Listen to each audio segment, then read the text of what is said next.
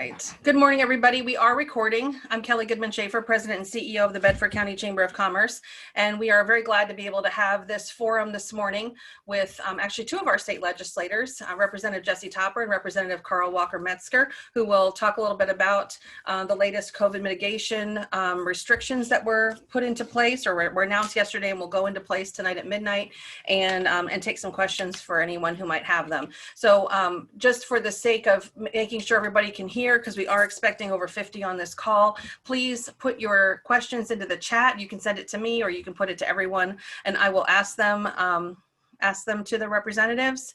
And I will ask folks to keep their cameras off as well so that everybody can see and hear our speakers as much as possible.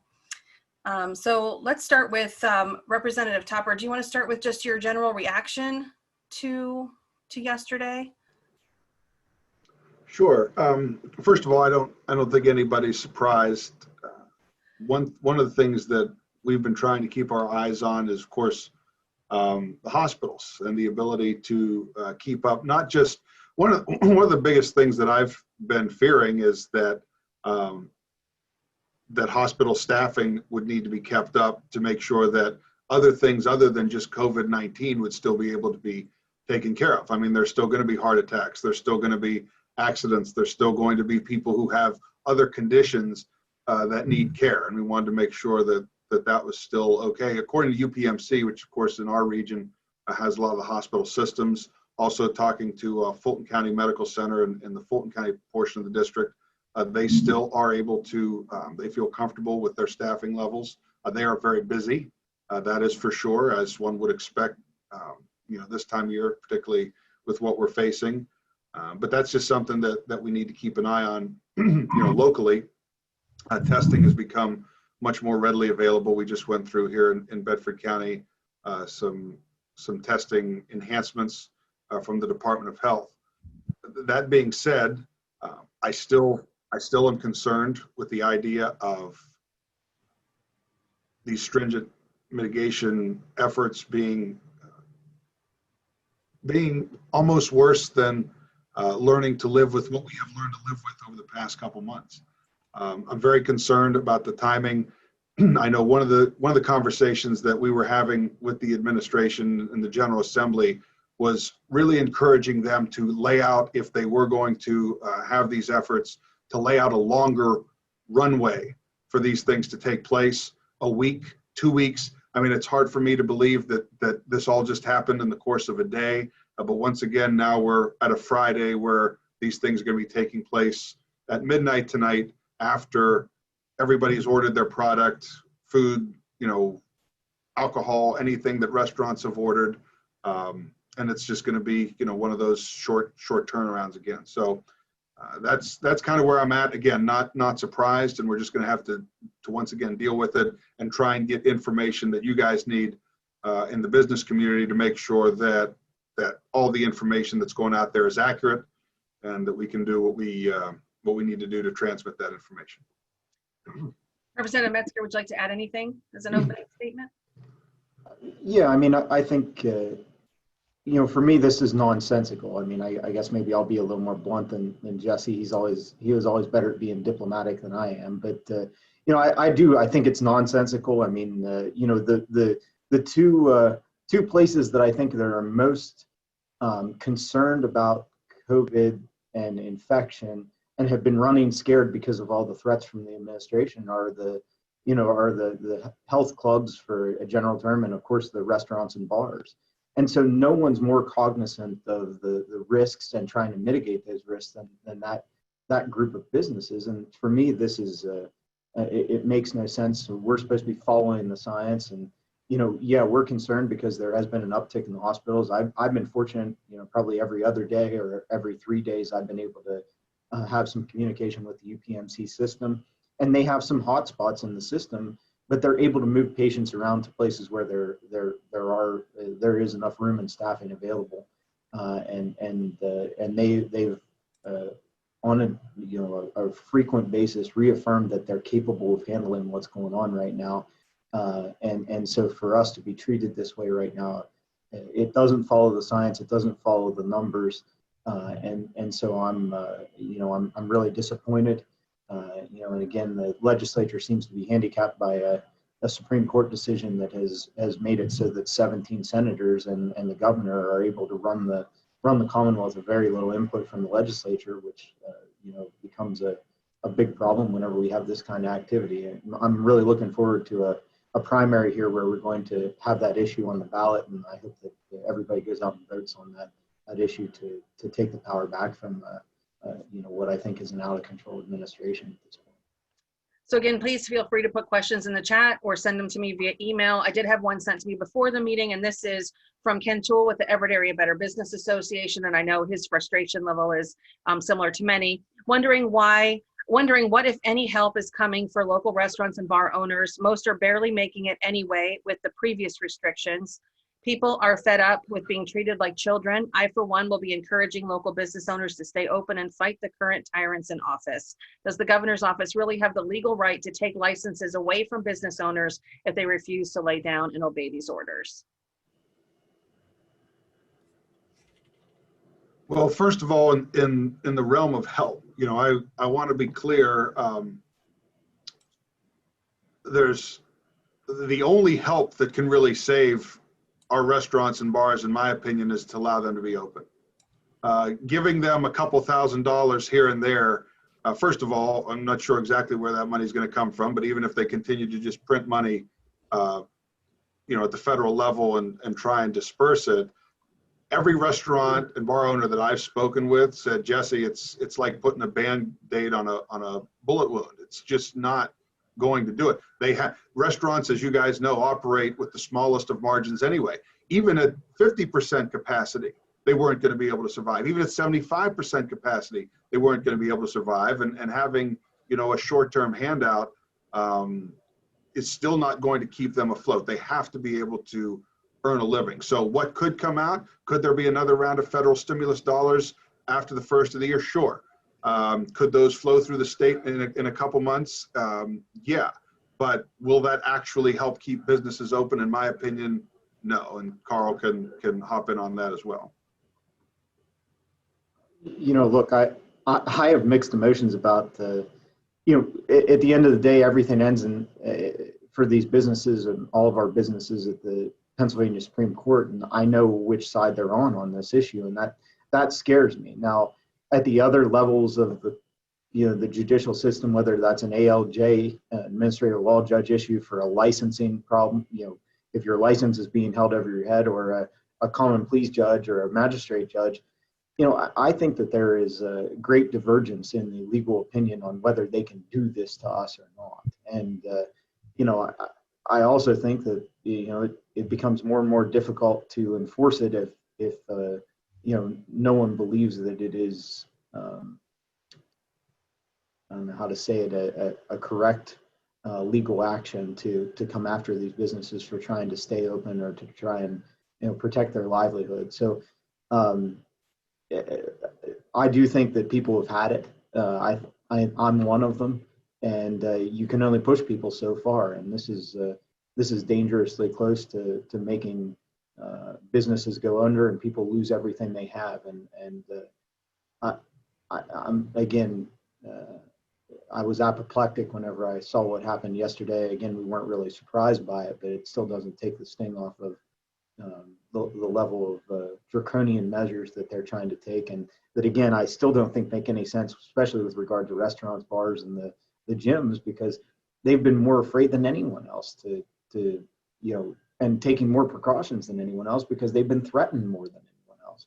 So I go back to that, and it's difficult to answer that question. Can they do this to us? Well, I mean, they can if we let them. And also, no one wants to break the law. We're all law-abiding citizens, but is this the law becomes the question. And I still think, the Taste of Sicily restaurant and some other things, there's some good precedent out there to push back against it. A couple questions that have come in. What happened to a targeted approach to closings rather than the shotgun approach? Yeah, I mean, they haven't been following the science for quite a while. Remember, we were, it was flatten the curve, and then, the summertime, there was no curve. We could have throttled open. I just think they're ignoring that, and this becomes has become I guess maybe a power issue, or maybe we're dealing with things in too big of a category. If I'm trying to give them the benefit of the doubt, and they're saying, okay, we have a problem in Westchester. Well, perhaps Bedford is not Westchester, so let's look at us differently. And I agree wholeheartedly with that statement. I think it's a statement as much as a question. But I'm with you. Right, but when you look at, again, as Carl said earlier, if you follow the science, he's really targeted, and what he did with the schools a little while ago, forcing the Department of Education, forcing school districts to sign an attestation in order for them to offer in-person classes, was basically his way of trying to shut them down and go all virtual without actually having to take the hit for it, and still, once again, shutting down all of their extracurriculars, even though it has been shown that the transmission's not in the schools. And Carl makes a great point with the gyms and the restaurants and the bars. I have seen, as I've gone into any of those establishments, as I've talked to any of those owners, they are the ones taking the most serious the approach of whether it's mask, social distancing, cleaning the equipment. But if you go into a Walmart or a Home Depot or a Lowe's, you're not going to have that. And I think that's when you say a targeted approach. What does that mean? The problem is that he shouldn't be the one deciding what is a targeted approach and what is not, because it is it's very arbitrary. And I think that's something we've been fighting from the beginning, is when it's just up to the administration, it's going to become very arbitrary. And that's what it still is. So a couple questions from a restaurant owner. Some have posted about a Taste of Sicily as though they have won a case against the governor or state, while others say it was merely that they were found not guilty by MDJ and that this did not establish case law. Do we know which this is? I don't want to give legal advice on here. I mean, that's something that you have to do between you and your attorney. But I think it is a instance where you can look to see that there is actual hope in the system. I guess that's what I'm referring to. I'm for me to give legal advice on a broad stroke on this call would probably be a bad idea for everyone involved. But I do think that you can look at the case of Sicily and say, hey, there is some sunshine in this judicial process, and that there are some people with good sense in it. And that's what I would look to in that case. Another question from this restaurant owner: can the governor be held personally liable for his actions in a court of law, or is he indemnified by virtue of his position? The latter. That's what I thought. I just want to make sure we're clear that we certainly want everyone to be safe, right? And we want to follow COVID mitigation efforts and try to keep our neighbors and ourselves safe. What do you recommend to businesses who might have questions about what they are or not allowed to do? Well, I think that if they want, look, we are trying to be a clearinghouse of information. Obviously, I know Carl's office or my own will try and get any answers. Sometimes it can be a little, difficult to just simply call the governor's office and try and find out information for us, let alone anybody else. But we will try and find out any information that we can. I know I came into the office last night and started responding to emails, as we have from the beginning of the process. And one of the things that I think is important to note is that I've been very clear from the beginning. I don't expect perfection. I know we're all trying to deal with something that has never really been dealt with before in this way by the government. But what I do expect is consistency, and also what is the role of government. And I think, Kelly, in what you just said there, we do have responsibilities to keep people safe in everything that we do as individuals. And businesses have every right to offer mitigation to protect their employees, to protect their customers. When we start getting into questions of what is the government's role in that, other than providing information, that is where I think there's a fundamental difference in how to approach, even in times of crisis and even in the name of public safety, what we do to prohibit people from the ability to make a living. And the idea that we'll just sign up for unemployment, how's that worked out for us this year? I mean, we have people that went, 5 and 6 months without receiving a paycheck, without the ability to feed their families. And you cannot trade one public health crisis for another in how you operate. And I think, again, the personal responsibility, personal accountability, and allowing the information to be out there and allowing businesses to follow the science, which they do. And if they don't do, obviously, we also have the ability to, if we choose not to patronize them. Those are all individual decisions that can be made. But when it becomes government fiat, that's where you have the inconsistencies and the problems that we're dealing with, which I do believe will continue to end up in appeals courts. Another question from EABBA: if a business owner decides to stay open, what government office has the legal right to shut them down?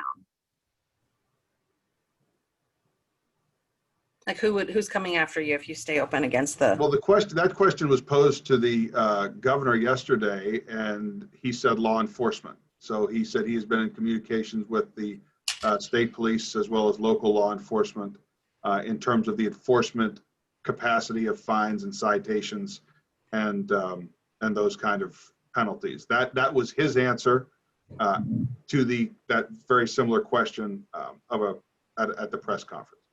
Can you imagine, like, here's where I'm at with this. Can you imagine if yesterday the governor came out and said that he was going to have law enforcement kick down the door and arrest the managers of all the Walmarts if they opened? Can you imagine if he took this gun and aimed it at Walmart and said, this is what we're going to do. We're going to close you down from now until the new year. What would happen? I mean, this makes no sense that he can come and do this to our small businesses and then ignore that. I mean, that's where I'm at. Nothing against Walmart, but I'm just saying that this is nonsensical to me. And that's where I'm at with it. So imagine if he said that about Walmart, is all I have to say. A couple of other questions that have come in. On the press conference yesterday, he had experts pointing to data with contract tracing related to restaurant patrons and the % of those people that contracted COVID, saying that they were recently in a restaurant. What do you say to that data? But I watched the entire press conference and I heard that question. And the answers kept saying, well, we have reports out there. And the reporter kept saying, well, what reports are they? Are they specific to Pennsylvania? Are they national reports? Are they from 6 months ago? That is data that they are saying they have that we don't see. And so, I think the reporter was very justified in saying, can you point me to the specific studies that have been done? As well, many studies have been done, and that's when the Secretary of Health said, well, we also have our own contact tracing. And that very well, might be the case. But again, we haven't seen that data. And even if that is the data, what is the role of the government to come in and shut that down? Or is the role of the Department of Health and the government to say, just so you know, these are the areas where that transmission can take place at its highest, live accordingly. Another question that came in: how many PA state reps are on board with Governor Wolf and his decisions? This person's not in favor of the shutdown, has a hard time believing that many people across the state are, and the representatives are our voices to take to the state, and the decisions are being made by the people for the people. So what they're asking is, how is the governor able to do this? Well, I think you can just look at the names of the veto override votes that we've taken, and I think you can pretty much come up with that answer. I wanted to get both of your opinions about the limited liability legislation that you both voted for and that was vetoed on the last day possible of 2020. That was a protection for businesses who were providing mitigation efforts for their employees as well as their customers. Do you think that there's any shot of getting limited liability for businesses in the future? And what was your reaction to that veto? I mean, yeah, I think that there's a possibility of getting it done. The challenge that we have is that for every day that we're out there operating and we don't have that law in place, we're losing another day of liability protection, meaning that we can't make that law go backwards in time. and the governor intentionally did that. I mean, I have to assume. I guess I shouldn't say that I'm in his head, but surely there's a reason why that he did it on the last day so that we couldn't do an override. Would be my suspicion. So, and I don't know. I doubt we would have had the votes, to be honest with you, at the end of the day. And so that's where we're at. Is that can the governor keep his people walking in lockstep against that type of legislation? And that's for the people here on this, this call and their friends across the state to ask of their representatives is, are you with the, businesses, or are you against them? Are you with the people, or are you against them? And thus far, we've not had enough votes to overcome the governor's veto. So another person asked, what is the role of the Republican-controlled PA legislature in responding to this tyranny? If there is no recourse, why have a legislature? Sorry, I just don't want to leave out anybody's questions. It's kind of a rhetorical question, obviously. I think that you can see, look, anybody that has followed the work that has been done, whether Carl and I specifically, or the legislature, there's no doubt in my mind that if it were not for the actions that we took, that construction would not have been back up and running when it was in March. There's no doubt in my mind that had the legislature not pushed and fought and brought up veto override votes, even when they ultimately failed, that some of these orders very well would have been worse and longer and stretched out further. There's no doubt in my mind that some of the things that were able to happen over this past fall, including kids getting to go to school, period, including kids getting to finish, a sports season, which for their mental health and their education, that would not have happened. There's no doubt in my mind that it has been bad. We have been fighting against a machine that is not just the administration, but as Carl mentioned, also the Pennsylvania Supreme Court.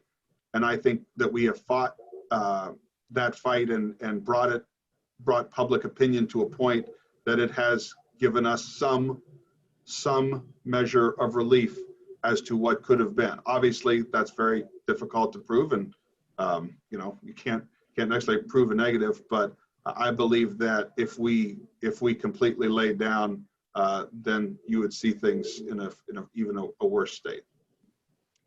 I mean, I'm sorry, go ahead. No, I mean, Jesse's, I think hitting on it again and again, but I mean, every time we push it to the limit, he either changes course the moment that we make that vote, or in the alternative, he only can veto for so long, and then people will have enough. I mean, he has a finite amount of political capital to spend as well, the governor does.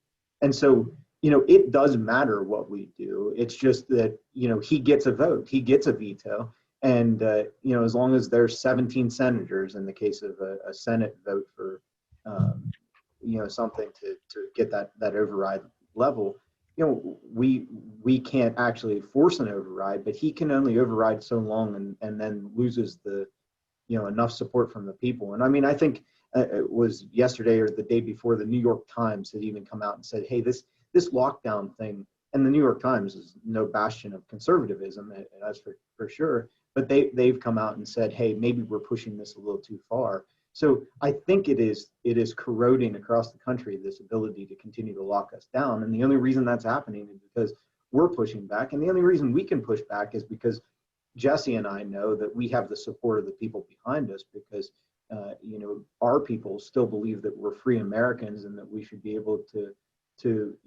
act sensibly, but also act as free men and women.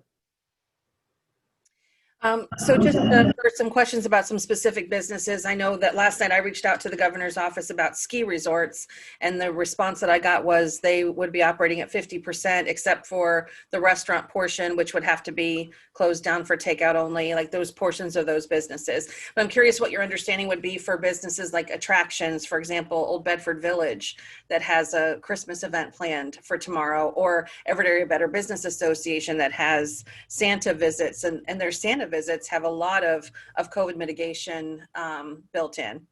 Not that Santa visits are the most important thing, but just curious. Well, listen, let's not underestimate, let's not underestimate what we're doing to our kids in terms of their mental capacity, in terms of the suicide, the opioid use that's up among teens. And I believe, and I've said this publicly, and I'll say it again, that I think history will look back on how we've handled this specifically with our kids and look very poorly upon us. So let's not underestimate those things. Now, that being said, there is room in some of these areas. So for instance, if you're Sight and Sound Theater, you're an entertainment venue, right? You're bringing everybody inside to watch a show. Those are shut down. If you're Old Bedford Village, are you an entertainment venue or are you a retail establishment, which is allowed to operate at 50% capacity? The guidelines are 50 people outside at a time. What does that mean? What I can best say is kind of what Carl said earlier. We're not in a position to give legal advice. I can't tell people whether to stay open or to stay closed. But what I can say is that, retail is handled differently than an entertainment venue. You as a business know what you're categorized in and what you can be categorized in, and are going to have to make those decisions accordingly. We can simply give you what was given to us, which is retail can operate at 50% capacity. Entertainment venues are to be closed.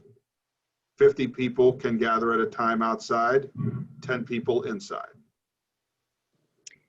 I found this cool thing. It's called the Constitution, and it's Pennsylvania. It says all men are born equally free and independent and have certain inherent and indefeasible rights, among which are those of enjoying and defending life and liberty, and acquiring, possessing, and protecting property and reputation, and pursuing their own happiness. The second part goes on and says that all power is inherent in the people, and all free governments are founded on their authority and instituted for the peace, safety, and happiness. For the advancement of these ends, they have at all times inalienable and indefeasible rights to alter, reform, or abolish their government in such manner as they may think proper. So this cool thing, Constitution, I think we should look at that again. So a question just said, another specific one, Fort Bedford Museum, for example, they average less than 10 people per day, only open on Saturday and Sunday. However, the governor explicitly mentions museums as needing to close. The museum has a gift shop, so can they consider themselves a retail establishment? They are Fort Bedford Museum. Again, the governor's order speaks for itself as to what he expects that to be. Listen, I'll be quite honest, and this has been consistent for me from the very beginning. I'm not going to tell anybody to close or to be open, or what their policies on their business can be regarding masks or anything else. And look, I'm sure you guys all know Carl and I have taken our fair share of hits for not doing that. I simply do not believe it's my role as an elected official. My role is to get information that you need, but the idea that I'm gonna come out and make some kind of a statement telling businesses what they can or can't do under threat of law enforcement is laughable in my mind, that I would ever do that. So just keep that in mind. So we knew when we scheduled this call, and I very much appreciate both of you coming on, that there are not, we can't give the answers that everyone wants to hear, but I know that we appreciate hearing your perspectives, and I know we appreciate you being here to hear from the business community, because I think the level of frustration is very high, but so is the rising case numbers. So there are folks in our community who are very, very concerned about the number of deaths and the number of people going to the hospital and the case numbers and the testing that's going on and things like that. So when the legislature goes back to work in January, what all are you going to be focused on? Well, the same things that we're focused on now. Obviously, when we get re-sworn in, there's going to be things that we're going to have to tackle right out of the gate. But I think we're going to also come back to the role of government. As Carl said, one of the things that I've found particularly difficult to swallow is the idea that a declaration of a state of emergency can be done ad infinitum with no legislative input. that the administration can simply every 90 days re-up this.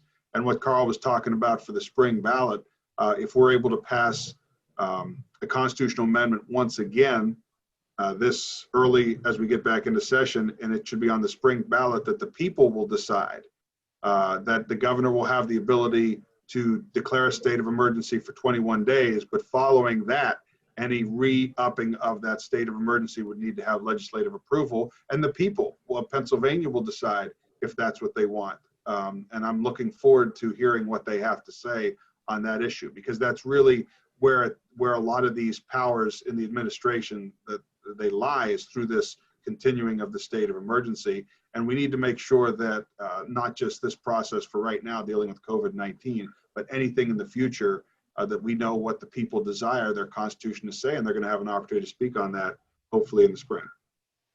Hey, Kelly, I'm glad you said about, people are concerned, and, it is, the scariest things in life are the unknown, and this illness seems to affect people very differently, person to person. It has much greater impact on some than others, and that is frightening. And I agree that we take the thing seriously, and I do. However, the thing that I'm upset about right now is that I do think that the governor has targeted a group of businesses with this shutdown that have been the most sensitive to that issue. And so, yes, safety is extremely important. I agree with that.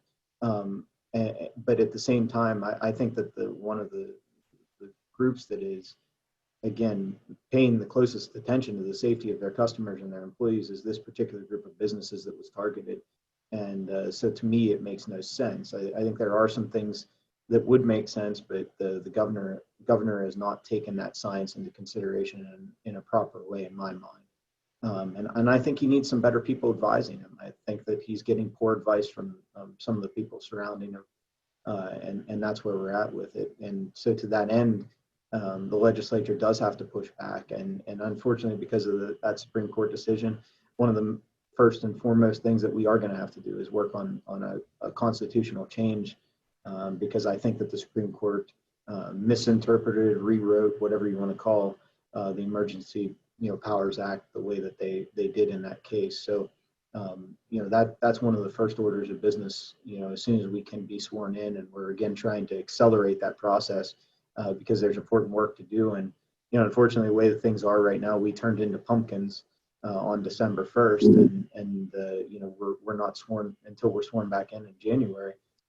We are in an inherent disadvantage to try and take the voice of the people down to Harrisburg. So that Jesse and I have both been trying to find a way to get ourselves back in early to get that done. So one question, since this is in response, I think, Carl, to you bringing up the Constitution, who or what agency has the ability to arrest the governor for violating the Constitution? We don't have the votes to overturn a veto at this point. So, we are the body that could, in fact, say if we could, it was an impeachable offense. But I think you have to be practical about it, and we can't override a veto, let alone even go down that path. And I'm not sure that is the path at this point. But I don't see how we can do some of the things that we're saying. And obviously the governor is responding to some of the court cases that are out there whenever there's an exemption for the religious activities. And so I do think this order is on very thin ice, if not in the water, as far as I'm concerned. I really believe that from a legal standpoint, that I don't know how it's enforceable. But again, the Supreme Court is definitely on the governor's team with this issue. We tried to take that power back, and again, the Emergency Powers Act, and not to get off into the weeds, but for that Emergency Powers Act, which I believe was written in the event the legislature can't convene and there's an emergency, which makes a lot of sense to me. Now all of a sudden the Supreme Court is saying, no, it's not when you come back and you can say, no, we've got the helm here, Governor, thanks for your help. It's that we have to have a veto-proof majority that says we're taking that power back. That's, again, to me, makes no sense, and it's a shame that we have to go down the path of a constitutional amendment to try and clarify that issue. So, that's where we're at with that constitutional crisis. And I do believe it is a constitutional crisis. That is why I read the Constitution. I'm doing a little bit tongue in cheek, but at the same time, I do believe we have those rights, and they are there for a reason, because they're the most important rights. And so now we're struggling to try and take them back. Question just came in. How does one get the data that the administration is referencing? When they find out, they should let us know. We've done right to know requests from probably Carl, March on. Sometimes we get the data that we request, sometimes we don't. I mean, remember, we're dealing in the realm into a certain degree of the healthcare world, where data can become, with other statutes and laws, can be somewhat difficult to come by. But we have seen enough of it to know, for instance, that, and even Dr. Fauci came out and said that the community spread does not come from schools. We know it. I mean, it's in every public report that's out there. But as far as getting information from the administration directly, it's not an easy task. I mean, I think they make the data be what suits the narrative at that particular moment. And that's where, the line of questioning in the press conference yesterday, no real response from it. And that's what we often get. But, the data that we have says that, yeah, we definitely have a surge in hospitalizations right now, which does cause concern. I think that we should all be concerned about that and take it seriously. But again, there are other health concerns, as Jesse pointed out, where you can't you can't shut down everyone's livelihood and expect you to be able to survive. And the people on this call don't want to be beholden to the government and ask for handouts. That's not why we're in business. And so to me, it makes very little sense to have responsible businesses.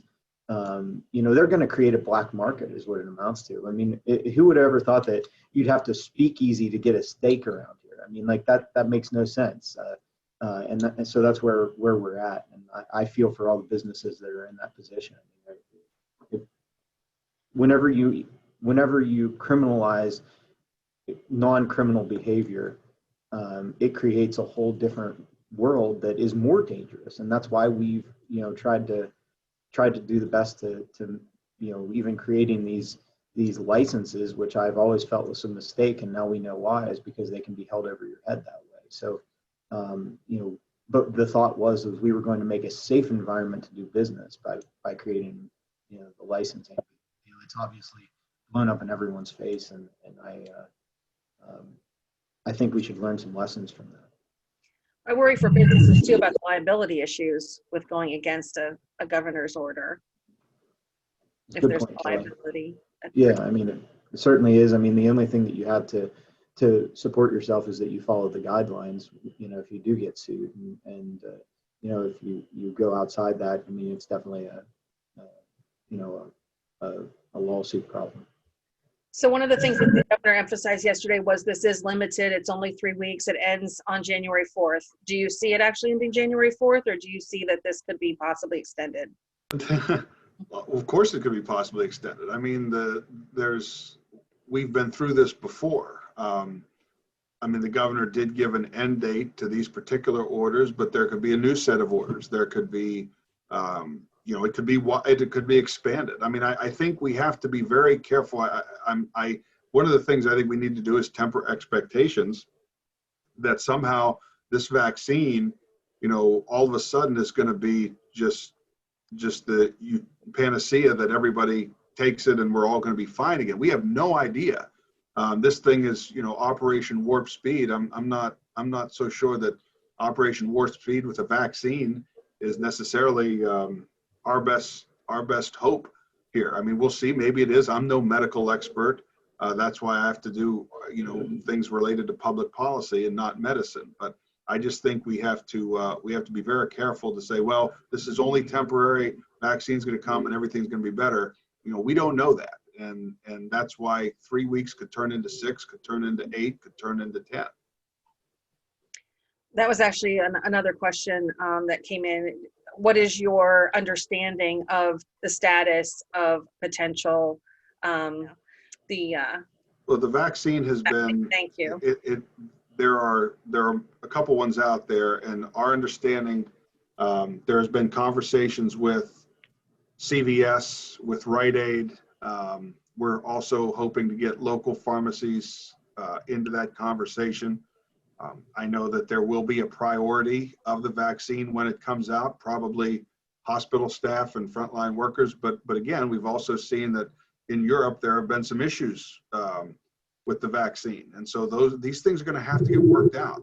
And the idea, we just have to be very careful to put all of our eggs in the vaccine basket, in my opinion.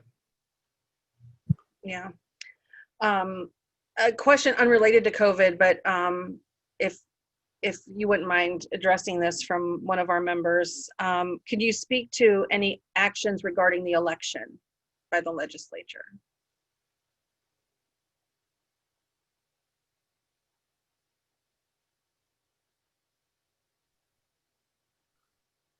Well, I guess there's been a lot of actions in regards to the election. I can speak to what I suggested, and what Carl supported was House Resolution 1100, which would have required the Legislative Budget and Finance Committee to conduct a risk limiting assessment audit of the election. There were issues that we had with this election, and once again, it goes back to the Pennsylvania Supreme Court writing election law that was outside of what we had written as a legislature in Act 77, and the Secretary of the Commonwealth issuing guidance literally the night before the election, dealing with the curative process of ballots. Some counties cured defective ballots, some did not. Some threw them out, some contacted voters. Ballots were handled differently. We know that. What's the effect of that? I don't know, because we need to audit to find out exactly where that went on, how much of it happened, and what was the result of that. Obviously, there were things in the process that were broken because we saw that. Does that amount to widespread fraud? Not necessarily. Does that amount to any? I don't know what it amounts to until we have a chance to look at it. And so that's why we pushed so hard for that audit and passed that, even with some Democratic votes as well. So it wasn't like it was strictly Republicans voting for it. And then in an unprecedented move, the Legislative Budget and Finance Committee declined to take up that audit, which is the first time that's happened in my 7 years. I'm pretty sure it's the first time it's happened since Carl's been in the legislature as well, that they refused to take that up. So now it's become a very partisan issue, where I think that would have had an opportunity to put it in the realms of an independent third party, and that opportunity is gone now, and it's a dogfight. Carl, do you want to add anything? Yeah, I mean, I've signed on to an amicus brief on the Texas case, and I don't know, and I think that there is something to look at there. I mean, it really is we need to have that conversation, and we need the Supreme Court to, I think take that case up. And at the end of the day, the question has come up, does Pennsylvania seat their electors if there is some fraud? I mean, maybe that is the end solution at the end of the day, is that we don't have electors in the process, that our 20 people sit that out. If there is fraud in Pennsylvania that is provable. So, I mean, that's the thing that I think we're struggling with, is if it was a keystroke fraud, or if there was no fraud, or if there was actual physical ballot fraud, proving that is sometimes very difficult, especially the keystroke issue. If it's a software, hardware keystroke activity, how do you prove that? And I think that's the, just understanding some of the challenges that you're up against whenever you're trying to say there is fraud in the election. I think that's important to kind of take into account, how hard is this process if you're trying to prove that issue. Any other questions that we should pose to the legislators on behalf of the business community? You can put them into the chat. I'm checking my email. I'm not seeing any more via email. So if anybody has any last minute questions or comments that you'd like to share, please put them into the chat. Jesse, Carl, do you guys have anything else you'd like to add? I just really appreciate you guys putting this together. I know everybody's under a tremendous amount of pressure right now. You know, it's frustrating for us as well because we're hearing it, we're fighting back against it, and trying to push the issue. But it seems like every turn there's a roadblock. But we bust through a couple of them, and it's a good thing. We're going to continue to push back on this. Again, I don't think it's a sensible mandate that's been put down, and so from my standpoint, when it's not sensible, we need to push back against it. And you know, this is so onerous on the business community, and it makes very little sense to me, and that's part of my problem. And the only thing I would say is I agree with Carl. I truly appreciate the opportunity. We've done a lot of these since since February, and I appreciate the work of the chamber to help Carl and I and Wayne have this ability to speak directly with constituents, and all obviously we've been doing that through our own offices as well. And to that end, you know, our staff, what they've dealt with this year has been, you know, unbelievable for what they do. I can't thank them enough. The amount of anger and vitriol that is out there on both sides from every issue. We're dealing with a year where you have a global pandemic, you have rioting in the streets of not just cities, but even here in rural America. You have the most contentious election probably any of us have ever been around. It has been a perfect storm that has led to distrust, anger, and bitterness. And I think the other thing that we need to do as community members, that while we continue to fight this on the public policy front, that we remember to also, take care of each other and take care of our communities that we have grown up in, that we continue to live in, that we continue to work in, and do everything that we can to help each other out during this time, regardless of our specific feelings on individual issues. Because if we don't start coming together, I think we're in for even a more difficult year ahead. Agreed, and that has been one silver lining here, that we have so many people rising to the challenge and helping one another. And we have not had a lot of restaurants close. I'm on calls across the state with other chamber directors. There are communities that have lost 1/3, 1/2 of their restaurants over this year. So the way that our community has come out to support local restaurants has been incredible, and that obviously has to continue over the next 3 weeks. We did have a couple of other questions come in, and I hate to not end on that note, Jesse, because that was such a nice closing comment, but I also don't want to leave people hanging on a couple questions that they have. And one is, do you know what the fines are for restaurants that stay open? This person heard a rumor in Huntingdon that a restaurant would stay open and just pay the fine. Again, you're getting into areas of legal advice. Every fine, and it depends what you're cited for.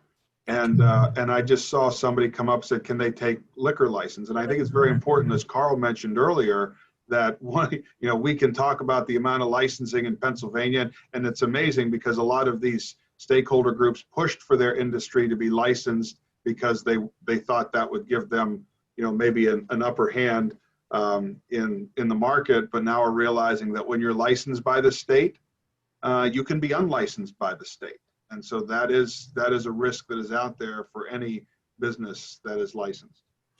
And one other quick question about unemployment compensation. What is your understanding of the state of unemployment office? I heard on a call yesterday that there are some folks that are still waiting for benefits of any kind since March. And certainly if restaurants are forced to go to takeout only, some folks are going to have to be laid off again, I'm sure. So are you seeing the response time and so forth for the unemployment compensation have been ironed out to some degree?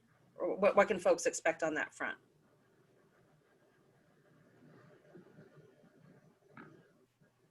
Well, I'll go first.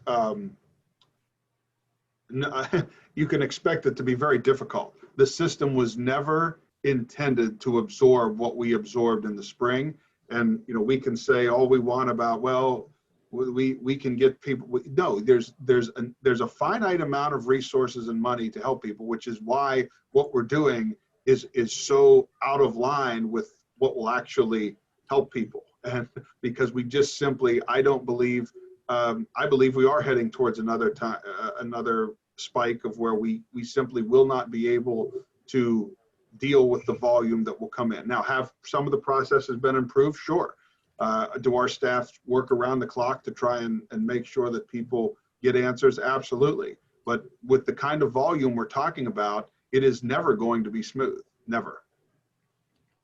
Yeah, and I don't think that the bureaucrats that are running that system have made any changes of any significance from what we saw before. And so, and I think that's intentional. I honestly don't think that there's a real push from this administration to try and push that money out to small business owners or employees.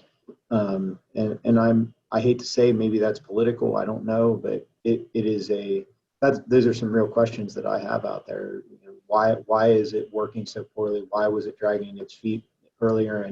And do I think there's any change from when it was before? No. And that again brings me back to the governor is making a call here that even his own administration is not ready for, because they can't take that hit on trying to make it right or attempt to make it right. It's never going to make it right by at least, trying to put out that UC money for people. We have a couple of other comments coming in on a private chat saying that this all seems so unfair, closing small restaurants and bars, but keeping big corporations open like the Walmarts and the Lowe's. And this is a conversation and obviously a topic that we have had conversations about for many months. And I know that none of us have the answers today, but I certainly appreciate both of you taking the time today and appreciate the work of your teams over the past 9 months. And you both have always been so responsive and available to us when we've had questions. And I know many of our members have come to you with questions and your teams, and we just can't thank you enough for your time. And I know it has been a hard fight. It's been a hard fight for both of you all year. And we just really appreciate all you do. Thank you, Kelly. Thank you, Kelly. Thank It's an you. honor. Thank you. Thank you to everybody who logged in. We will make this available on our website and on our YouTube channel for anybody who wants to listen in later and who could not make it. If there's anything we can do here at the Chamber to help you, please do not hesitate to reach out. We've already started some of our social media and other messaging about supporting local restaurants and as we do every year, shopping local. So if there's anything that you can do to buy local and support restaurants over the next 3 weeks and also throughout 2021, we certainly would encourage that. We thank you all for being here today and for being members of the Chamber. And we look forward to continue working for you and with you in the coming weeks and months. Happy holidays. We'll see you all soon. Thank you.